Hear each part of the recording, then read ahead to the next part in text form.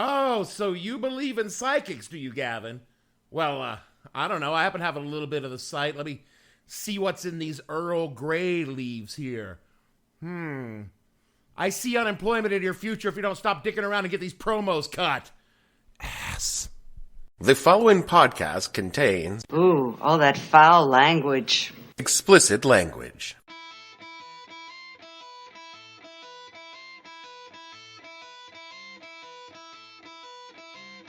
Hello and welcome to the podcast that asks a simple question. When you just gave your credit card number to someone claiming to be a psychic on the phone without asking why they didn't already know it? What the hell were you thinking? I'm your host, Dave Bledsoe, and this is episode number 324, Miss Cleo Hung Up on Me edition of the show, where we talk about everyone's favorite psychic reader, Cleo Millie Paris Youree. Stay tuned. The What the Hell Are You Thinking podcast is brought to you by Fast Eddie, psychic readers past, present, future, all known to Fast Eddie. If you need advice on love, life, finances, call 1-800-722-9937. That's 1-800-SCAMMER to be connected with one of our live psychics who will contact their spirit guides to better guide you toward a better tomorrow or understand your yesterdays. Of course, once we process your credit card. No question too big, no phone call too long for our psychic mediums. So call Fast Eddie Psychic Readers and have your card ready and get your questions answered. It's 800-722-9937 or 800-SCAMMER. $3.99 for the first minute, 99 cents additional minute, and for entertainment purposes only. You have questions. I have the answers. Who asked you to go out of town? The stupid young one or the married one? The married one. That's what I thought. Don't go, you hear me? If you want him to believe that it's over, then you gotta stop accepting the booty calls at 2 a.m. in the morning. You understand? Yeah. Could you tell me what type of direction is my life headed into? Last 4 nights, your feelings have been hurt, so you've been up all night. Yes. You haven't been, and this is around a relationship. Oh, talk about it. Okay? Don't make me take you to church, young man. The ex is much better than the present one, you know. Did you think that you were pregnant a couple of months back? Yes. You were, but you lost it, correct? Yeah. The secret that you were holding back. You already hit it. It was about the baby. Michael, you really got yourself into trouble on that one, brethren. I got backup this time. This person is that's around you right now has been in jail before. Yeah, you're right. You're telling the honest truth. Right. You know, people have been criticized and jabbed at and talked about throughout the ages for having different beliefs. And apparently I am no exception. Although it is a constant challenge, I will continue. I will not allow them to stop me. I will teach as a shaman and help those who seek the knowledge. When I was back in my 20s, I had this girlfriend who claimed to be a witch. Did she now? She did. And not the sky-clad in the woods humming over crystals and burning sage kind of witch, but the kind of witch that cast real spells and shit like that. Now, I gotta admit, I don't believe in witchcraft. I didn't believe in her witchcraft, but I very much believed in her booty, if you know what I mean. Yeah, we all know what you mean. And I think she kind of knew that I didn't really believe in her powers because she told me that she cast a curse on me and that I would soon experience much fear and consternation, which was total nonsense until a Zippo lighter I was carrying around leaked lighter fluid all over my man tackle and caused this huge red bump to rise on it, which did cause me fear and consternation. But I'm nothing if not a logical human being, and I knew that it was the lighter fluid that caused the problem, not some mystical spell cast by a girl who thought Gothic was a language and not an architectural style. You know, right before we broke up, she told me that she'd done a tarot reading on my future. See your future. Be your future. And I rolled my eyes and I asked, oh, what do the cards tell her about my future? And then she replied in this deep sepulchral voice, I see you living in a great city, surrounded by wealth and power at every turn. You will mingle among the best and brightest, who will gain great fortunes through their efforts. And I was like, really? Tell me more. But you will know none of it. You will live in a box and speak to shadows that will never speak in return to you. Your servants will despise you because they are you, and you will claim the stories of others as your own, as you strive to be heard by millions, only to be heard by yourself.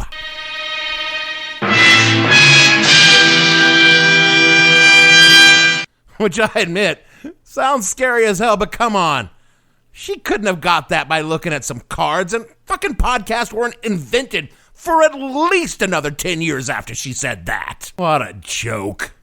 And speaking of jokes, that brings me to this week's show topic, following up on last week's, the life and times of Youree Harris. Who the hell is that? Well, you probably know her by a different name and by a different accent. You probably know her as a Jamaican woman on television promising to see your future if you call her now. You know her as Miss Cleo from the Psychic Readers Network. Now, before there could be a Psychic Readers Network, there had to be a Psychic Friends Network. Is a paid commercial presentation of Inflammation Incorporated. Today, you'll find out what Dionne Warwick has to say about the Psychic Friends Network. I think that anyone watching this show can benefit from speaking to a psychic. Meet Psychic to the Stars, Linda Georgian. Hear what one of our psychics had to say about daytime TV's hottest couple. Is this going to be the end of our relationship? I mean, is this going to ultimately destroy our... I asked her. You asked her that? Yeah. Meet other soap opera stars who've called the Psychic Friends Network.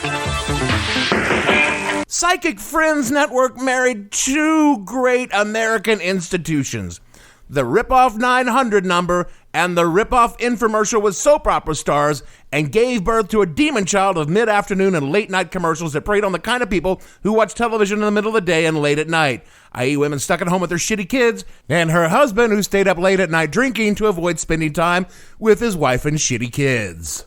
I love America.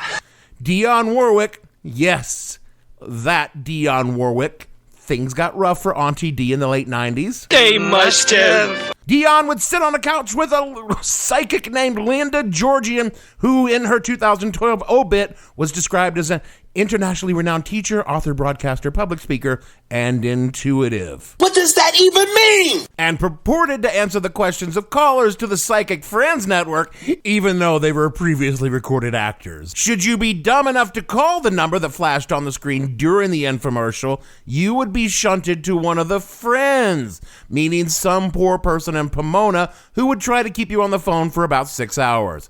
According to Wikipedia, the parent company of PFN Infomation took over $100 million in during the first few years of the network's run before the inevitable bankruptcy in 1998. No futures were told, and many, many people were bilked out of millions of dollars, but at least we got this.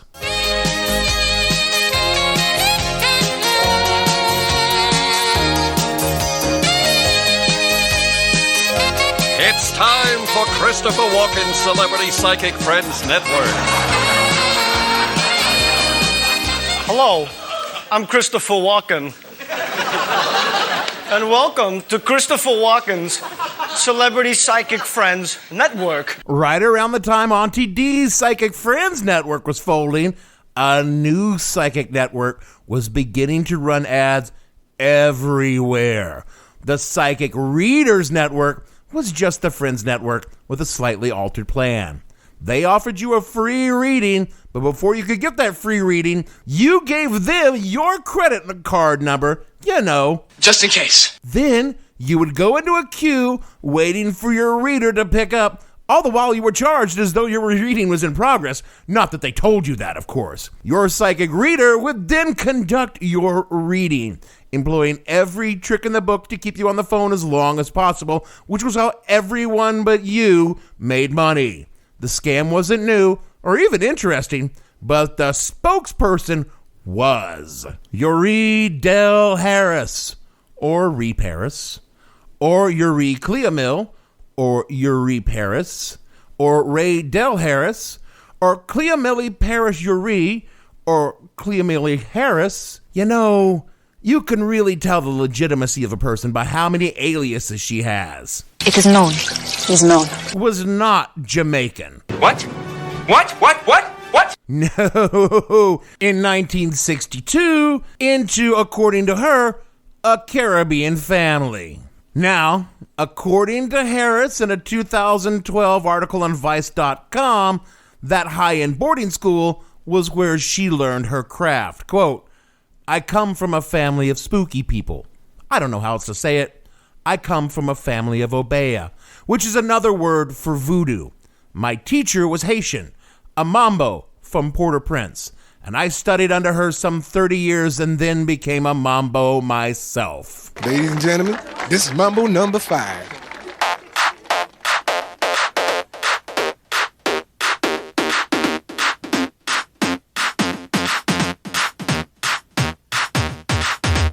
One, two, three, four, five. Everybody in the car, so come on, let's ride to the liquor store around the corner. The boys say they want some gin and juice, but I really don't wanna be a buzz like I had last week.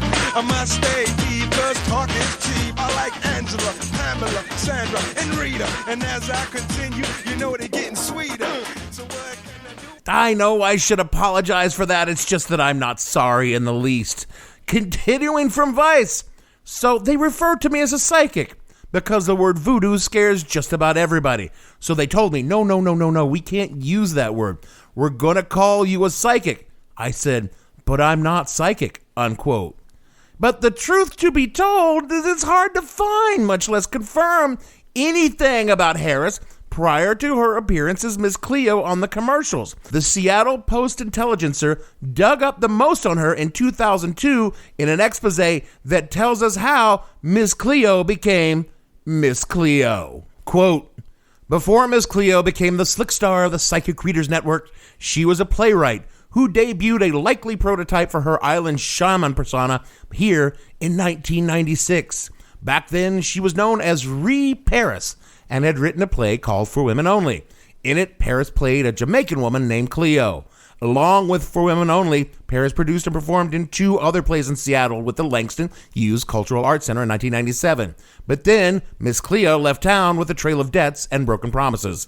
Paris was hired by the Langston Hughes Nonprofit Advisory Council and provided with the budget with which to pay the cast and crew of her plays, but only some of them were even partially paid, according to 2 cast members and 2 Langston Hughes Center employees.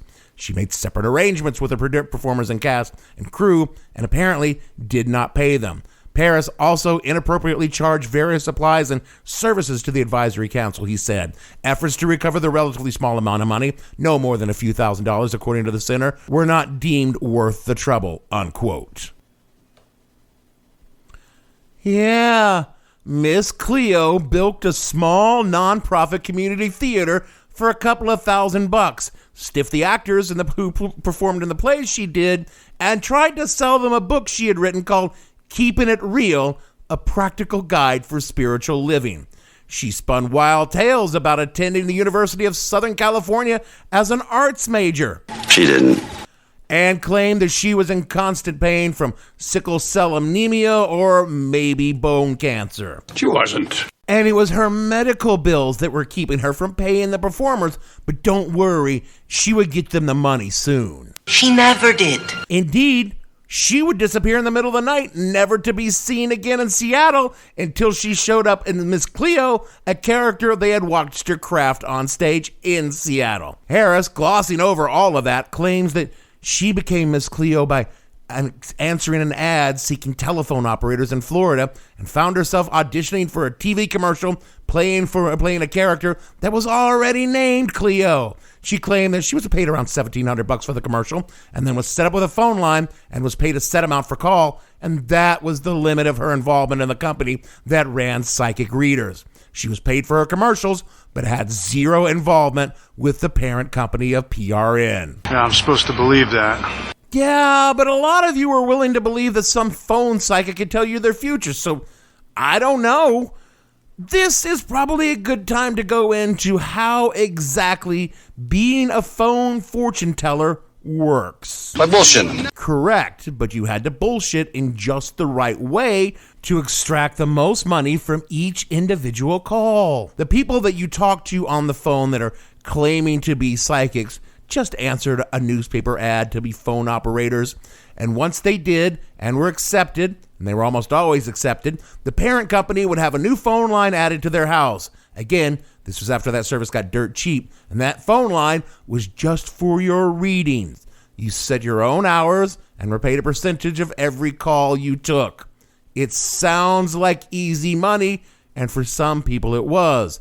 But for most people it was sad, depressing, and sometimes painful. In 2016, the New York Times ran a story from a former psychic reader network operator who worked for the network for a few months in 2001, and this is how they characterized their experience. Quote, "Since I was not actually a psychic, the Psychic Readers Network provided me with a minimal script to read and a computer program that simulated a tarot deck spread.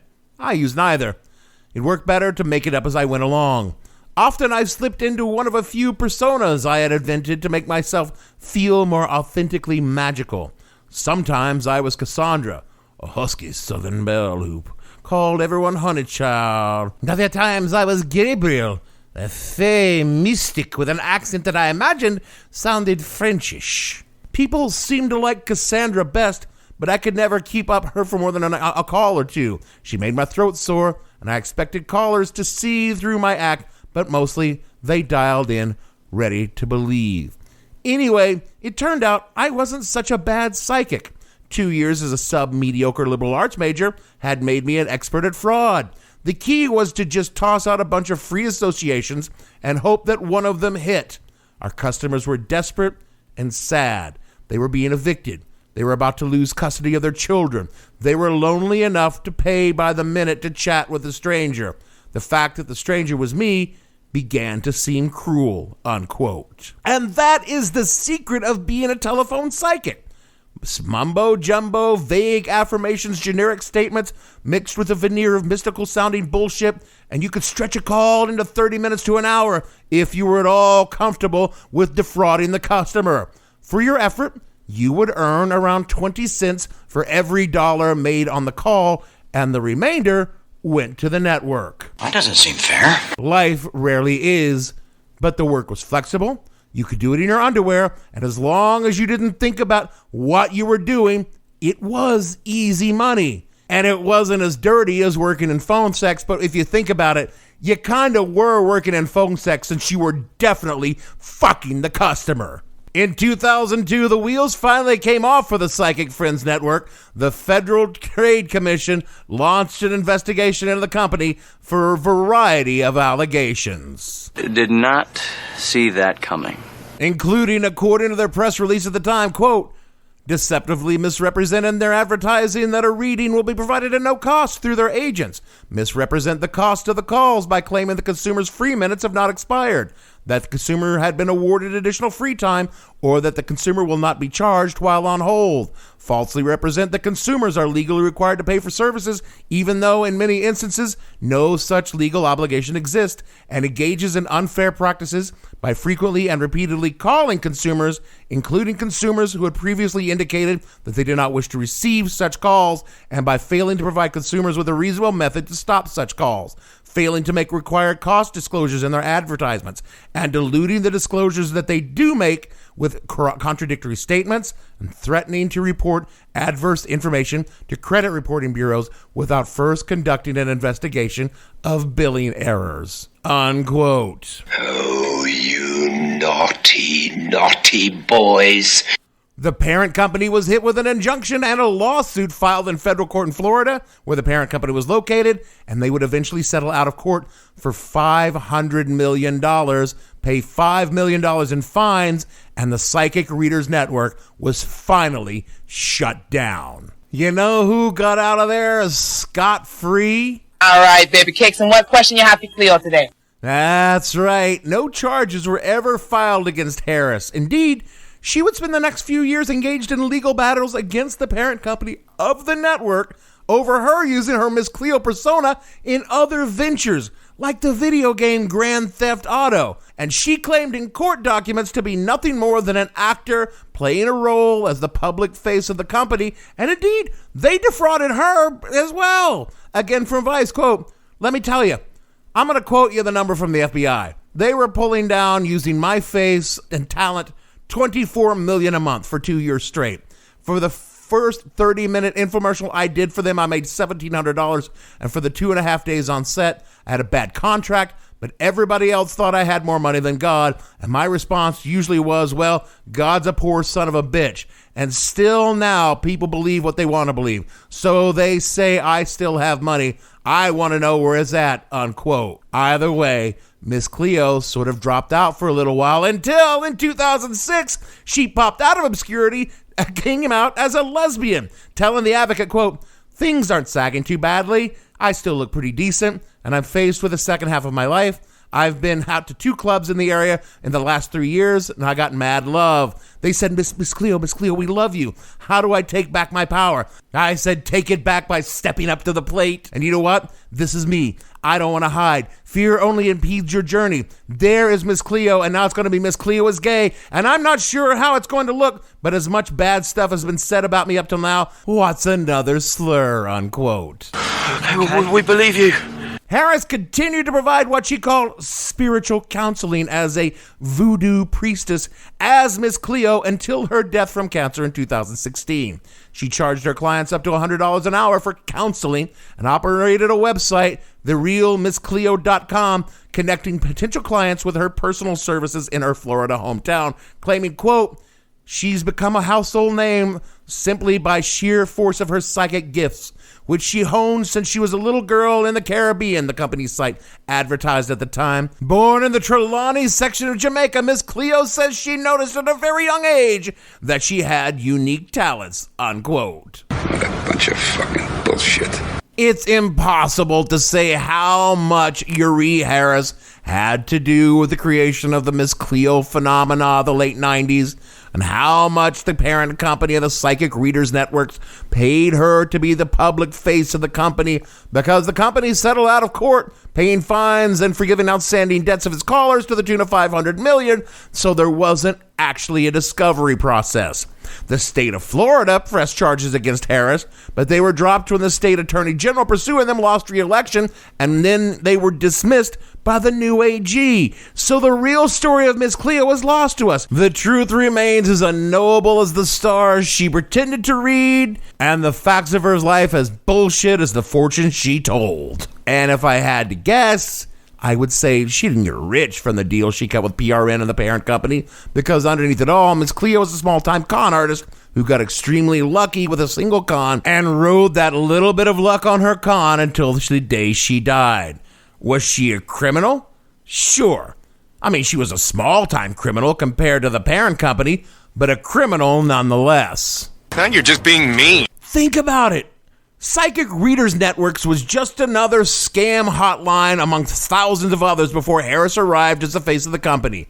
People called that phone number because Miss Cleo told them that they should call me now for your free reading, knowing full damn well that the people were not calling her. They were calling a woman named Jolene in Topeka, who wasn't a psychic, and she was just a stay-at-home mom doing a funny voice and spinning bullshits to keep the callers on the phone.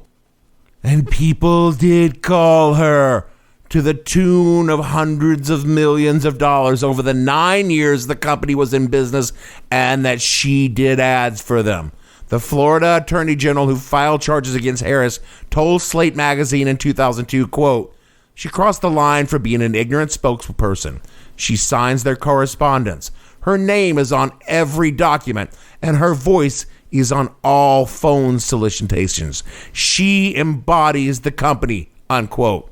Now, look, if she was dumb enough to sell all that on the cheap to the parent company, that's on her. But she was directly responsible for selling a product to millions of sad, depressed, and just plain stupid Americans that was a blatant fraud as a product and then fraudulently practiced on top of that. Make no mistake, it was the scam within the scam that got Psychic Readers Networks in trouble. You see, you can get by when you say that Miss Cleo and her psychic buddies around the country are psychics when you know damn well they're not, by that little disclaimer text underneath Miss Cleo's enthusiastic exhortation to call for their free reading, which was neither free nor a reading, and that simply said in very small letters, "Opinions and materials given for entertainment purposes only." So Youree Harris, born in Los Angeles, California, who had probably not ever set foot in Jamaica, who had been performing small-time grifts for years leading up to her big break, knew damn well the cards weren't telling her shit, and knowingly lied to every single person who saw her do that fake accent on television. She's no different than Bernie Madoff, the guys who ran Enron, or that shitbag who likes to put his name in gold on everything he pretends he owns. That is, by any definition, a criminal behavior. By any definition, a con artist. She ought to have done time in jail, but you know what? I guess that just wasn't in the cards. Is that it? Is that how it ends? Yeah, this whole thing was a bad joke, so I might as well end with one. That is it for our show this week. You can probably tell I'm not a big fan of Miss Cleo or psychics in general, but that's only because there's no such things as fucking psychics. Anyone who says differently is selling something. Just like people that tell you they have a miracle cure, a hot stock tip, or promise they won't leave you for a bassist in a Motley Crue cover band.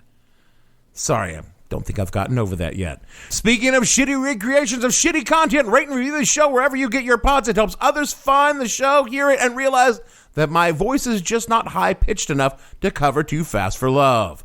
All of my renditions of Shout at the Devil can be found on the social at the Hell_podcast on Twitter and the show name on Facebook. If you would like to hear me try to hit the high notes on Home Sweet Home, or better yet, never try to hit the high notes on Home Sweet Home, you can support us by kicking us $1 at patreon.com/whatthehellpodcast. Get all of our shows ad-free and early, and let me tell you, we're stirring up some stuff. Got some good stuff in the Spooktacular this year that we promise will scare the shit out of you, and not just me singing Motley Crue. We are a proud member of the Seltzer Kings Podcast Network who want you to know that my cover of Smoking in the Boys Room is not the worst they've ever heard. So for me, Dave. I'm looking here at the devil card here, and you've got one fierce temper. Bledsoe, producer. While I know this doesn't make sense, but you know that things always happen for a reason. Don't you agree? Gavin, and all the fictional psychic readers on our network. On this show, we want to say, so tell me, Miss Cleo, what does it say in my tarot? Why do lovers come and go? Is she coming around for us once again? And we'll see you all next week.